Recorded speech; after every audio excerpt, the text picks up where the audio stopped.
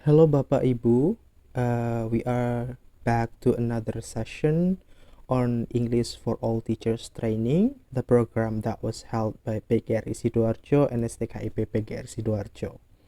In today's special occasion, we're going to continue our module on learning the Unit 11, so we're going to learn the procedure tags. And as usual, we will begin the discussion by informing the learning objectives. So for the first, we are going to learn about the basic concept of procedure tags. We are going to understand and explain the basic concept of procedure tags. Not only that, we're also going to learn the examples of procedure tags. We're going to write down and communicate the examples of procedure tags. That is for the learning objectives. Now we move to the usual activity that we do. We have to make an agreement. So this is the rules of the game. Please, first, when you learn about this, you have to speak up in English. Second, you have to be active. And then the third, you have to be happy. Okay, Bapak Ibu? Now we will move to another discussion. Now I will ask you, when you are having a friend or just relative of you in the family ask you like this, "I'm so confused. Do you know how to charge a phone?" My question would be, what will be your response? Second of all, let's say this is your friends and immediately your friend asks you this, "I'm so thirsty. Do you know how to make a juice?" What will be your response? And then the third, and let's say this is your colleagues and they ask you, "I'm so confused. Do you know how to take a selfie?" So now let us focus on the keyword how to take a selfie, and then the keywords how to make a juice, and the keywords how to charge a phone. So there is an urge and there is a request for you to explain something. So your response would make them understand. So from they don't understand at all, they don't know at all, to be understanding. So that is why in today's discussion we're going to learn about the name of the tag is the procedure tags. So what is actually the procedure tags? There are three definitions. Okay, starting from the first, it is the tags that explain how something works or how to use instruction or operation manuals. For example, how to use the video, the computer, the tape recorder, the photocopier, or the fax. And then the second of all, it is the text that instruct how to do a particular activity. For example, recipes, rules for games, science experiments, road safety rules. Another one, or the last one, it is the text that deal with human behavior. For example, how to live happily, how to succeed. So procedure tags are not limited to several definitions, not about making cake, not about making a juice. No, it can be very broad and very widening. So it can discuss the procedure of something in various ways. So Bapak Ibu, I will ask you about the social function of the procedure tags. Basically, they are the same, but I provide two social functions. Okay, for the first, we use procedure tags to explain or tell the reader how to make, operate, or do something through the sequence of actions or steps. So in terms of social function, we try to make others to understand something because we explain something to them. And second of all, we aims to explain steps and instruction to make, operate, or do something. So we cannot just leave the definition of the tips behind. We cannot just leave them, let's say, how to make something, and we do not explain the whole process. So we have to do it.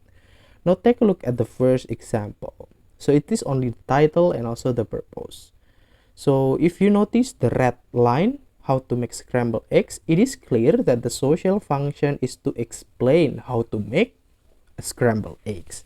That is the simple way to understand it from the title. If we want to look out for the social function, we can look for the title.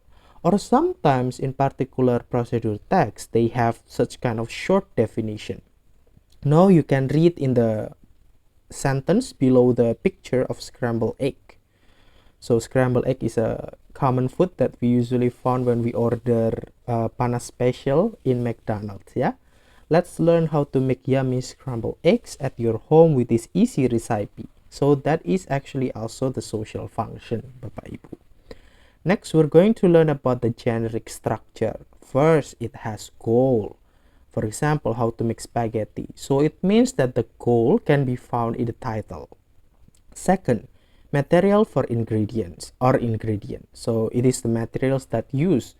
If, for example, if you make a spaghetti or make a scrambled eggs, of course you need certain material. In this case, omelette. Yeah, we need egg, we need onion, we need vegetable oil, and so forth. And then the last one is the steps. For sure, again, I remind you that the main social function of the procedure text is to explain something to be done. So we can use certain expression, for example, first, wash the tomatoes, onion. Second, cut the onions, become slice, and so forth. That is the generic structure. Now we will see at the examples.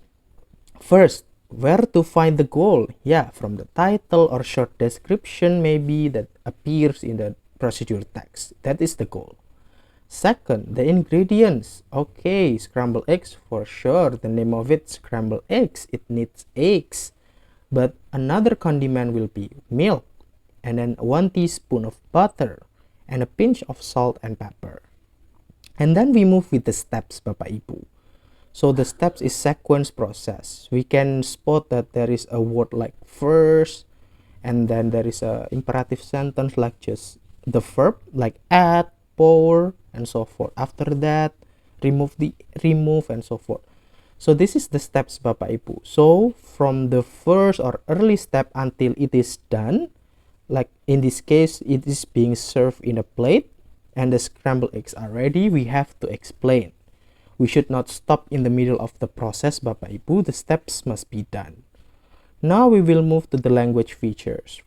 As I previously told with you and share with you in the examples, we find adverbial of sequence or temporal conjunction such as first or third, second, or the last. Ibu, Bapak Ibu ya. And then the second, we use command of imperative sentence. We just use the verb one only. So we do not need the subject. So for example, put the noodles. So the imperative sentence start with the verb one put, or cut the onion, or wash the tomatoes. So the imperative verb is the cut and also the wash. It should be done in verb one, Bapak Ibu. And then next we need the adverbials to express details in time, place, manner, or everything. So for example, it is related to the duration. For example, boil the egg for 5 minutes, or season the spices for 2 hours, and so forth. So these type of adverbials express the time, place, and manner accurate. And then next we can use action verb. Action verb actually similar to command or imperative sentences, which they have certain verb which is in the verb one. And then the last we use simple present tense. As I told you, the clue is in the imperative sentence. It has to use the verb one, Bapak Ibu. So if you happen to check out the previous example, you will notice these types of language features. Okay, thank you very much, Bapak Ibu. I hope you do the assignment well, and the link for the exercise is also attached through this video. Happy learning.